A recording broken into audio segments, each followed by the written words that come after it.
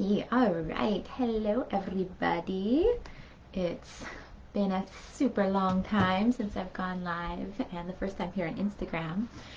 So let's go for it. And I know I've been thinking, well, what is something that I want to talk about? And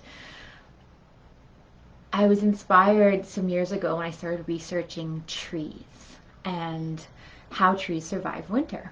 Because if any of you know me well, you know that I like to learn from nature because I feel like nature is a great teacher on how we can navigate life in a really tried and tested way. So, when researching how do trees survive winter, I found out some really interesting things. So, specifically, winter here in the Northern Hemisphere, where there is snow and things get really, really cold, and a lot of things die, which is that trees have, almost 50% water in them. So you'd think, okay, careful, winter's coming, you're going to freeze and explode. But what really happens is that of all of the cells in a tree, there's only a very small amount of them that are actually living cells. And so most of the cells are actually like called dead cells. So even though they have a function in the tree and they help with sap production and moving the sap to move the energy, there's like a very small amount of those cells that are actually living. And so a tree has all these different systems in place to protect those living cells. And so why is that so exciting to how we can navigate our lives? Is think of that when we are entering into a time of winter in ourselves. I call it like the winter of the soul. So it might happen it might not happen during winter. Sometimes we enter into winter in the heat of summer.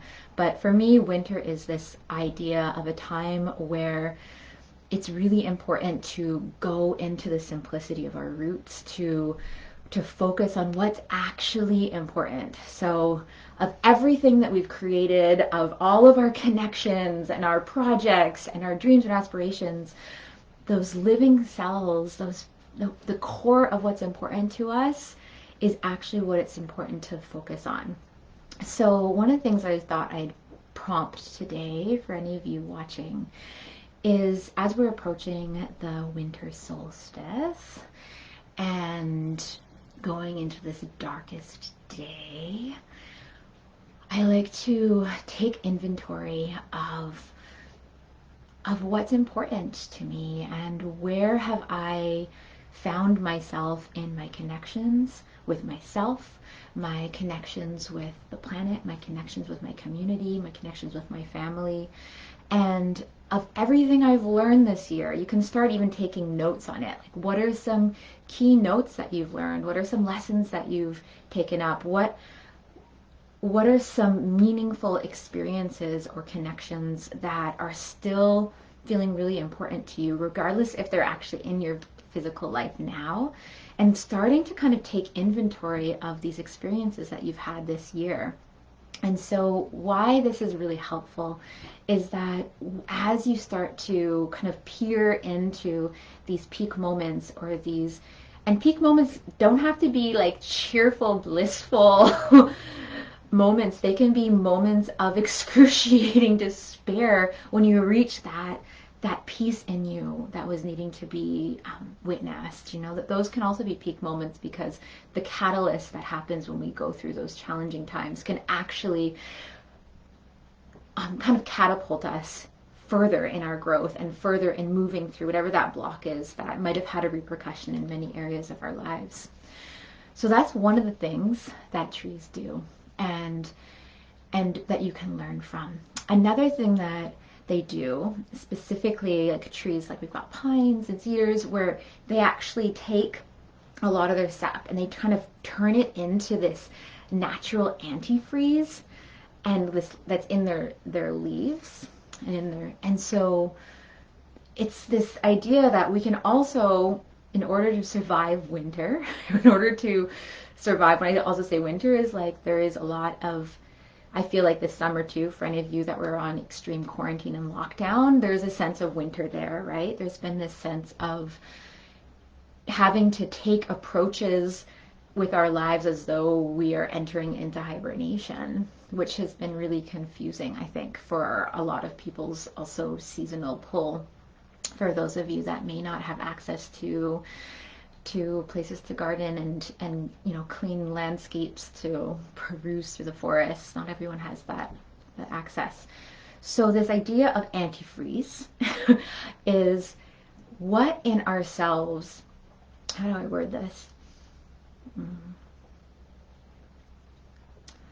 There's a sense of protection, right? So when we can find out what's really important to us, what's that like living cell within us, and that can be values, that can be like 3 core values that are really, really important to you, that can be certain connections that are really important to you, and you know that in order to survive the winter, you need to foster them and nourish them and keep that hearth lit.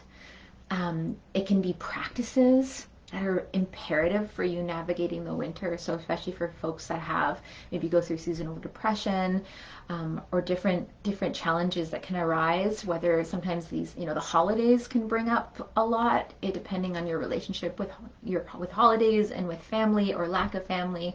So just knowing that there are many of us and many people around you that may be going through an extremely challenging time right now. But what this antifreeze teaches me is how do we protect those parts of us that are precious, without them feeling like we have to lose it all. And so, question I have for you, and if anyone wants to write any questions here, hi everyone, let's take a peek who's popping on. It's my first time doing it on Instagram Live too. I've got both cameras. Yeah, so if you have any questions or if you have any feedback about this topic, is there anything that you've noticed you want to keep alive for yourself that's been really challenging during this time, but it's really important? I think of also as we're entering into winter solstice, I really liked this visualization of the solstice being like this dark cave, and the journey of going into the depths of this dark cave to finally be with ourselves and all that we are in that moment, right? Because at the end of the day, like when you're in the depth of that dark cave by yourself, that's when you get to really be with who you are, what you've learned, all of the voices that may be supportive or maybe not supportive. And so in that moment when you reach that dark cave, what is that light within you that keeps encouraging you and reminding you to be with that darkness, to be with that internal working, but also gives you the hope to move forward. So when I think about myself, I feel like the invisibles want to talk, so I'm going to let them talk. Let's see if there's any comments on. Boop, bada, boo. All right.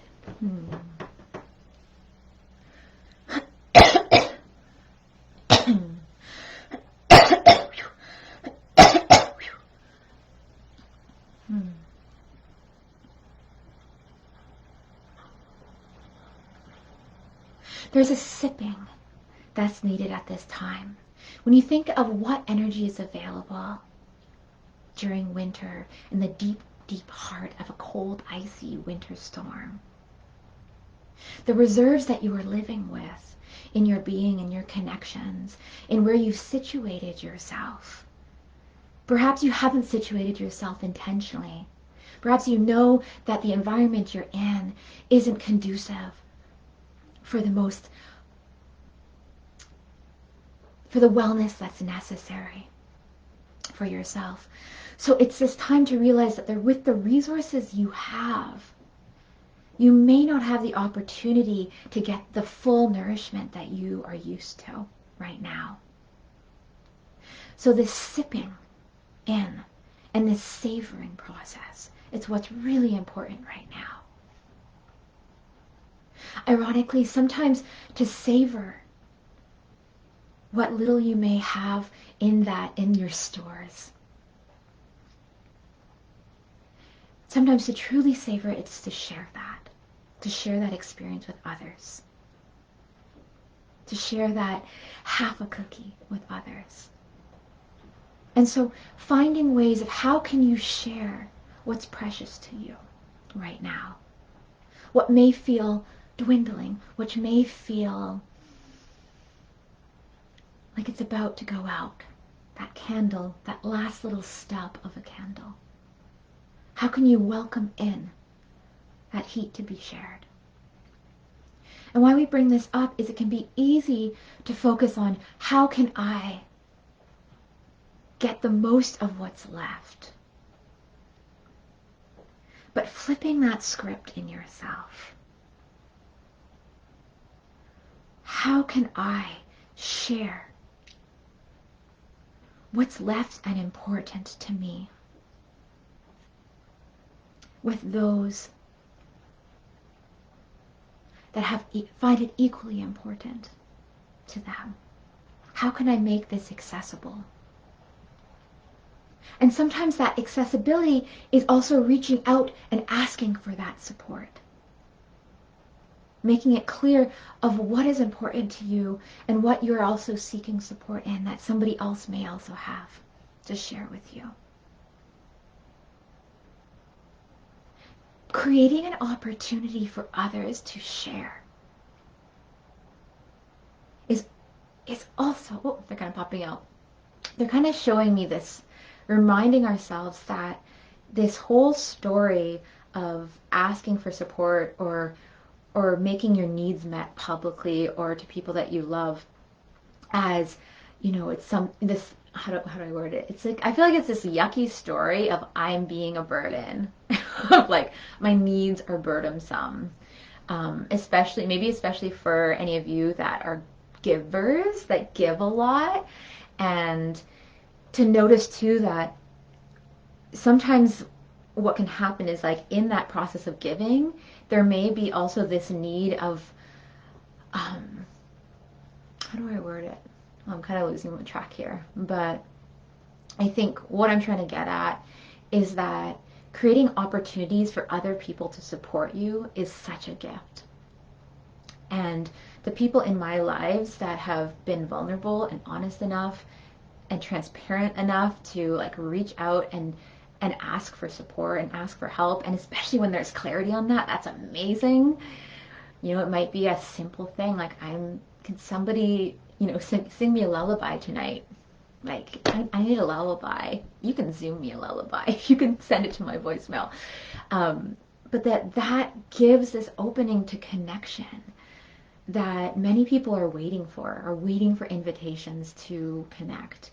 And as a facilitator, for any of you that find yourself in facilitating roles, you know, knowing like who in the circle that you're maybe supporting a facilitation with, who is the shyer voices that are going to need that prompt, right? How do you support that? How do you encourage those voices to reach out? And that also goes to realizing, like for me, realizing that there may be people that are shy at offering support or asking for support. So how can we create these different pathways that make it easy for people to feel comfortable? And I know for me, something that's worked really well, I really hope my connection's well enough. It's pouring rain and I might be like clicking out. If anyone's watching and if I'm like having a jittery connection, do tell me. I might slow down how I'm speaking. But one of the things I've learned this last year from a few dear friends is I've had a few dear friends that have needed a lot more support and have like come and been really honest and vulnerable and with where they're at in their icky, like explosive meltdown phase. And every time that has happened, I realize I become more and more comfortable being honest with that person with where I'm at. So it's kind of this thing where realizing that vulnerability creates an invitation for others to be vulnerable. And I know maybe some of you this is a broken record, but I'm just sharing that to you, that if there's a vulnerable, honest expression that you need to make, have you had that experience? I'm curious if any of you have had people in your lives that are so honest and vulnerable that in the end, they're the ones that you go to. Anyways, I feel like I've kind of used my rant and I'll move on from here, but I want to thank you all for watching, whether you're here in the future or the present. And for any of you that want to do more of my work, I'm going to do a little promotional plug, because why not? Is I'm teaching a solstice class this Monday. We've got a few tickets left, and it's called Calendar Magic, so Divining 2021. So it's kind of, we're going to have an opportunity to do more of the future work, but right now what I wanted to share with you is exploring in taking inventory of your past, taking inventory of what's important, what's alive, what's that living cell in you that you want to stoke and nourish in these coming months so that you'll have the reservoir available to bloom well when that time is ready. So sending so much love to you wherever you may be. Reach out for support, be honest, offer lullabies, share what little you may have during these seasonal times, and yeah, listen to the people that are in your close networks that maybe have been quiet voices for a while, and maybe those are the ones you really need to lend an extra ear and heart to. So until next, aloha. And I'll put links, by the way, in my below for the class if you want to join or catch the replay. Now, ciao. Oh,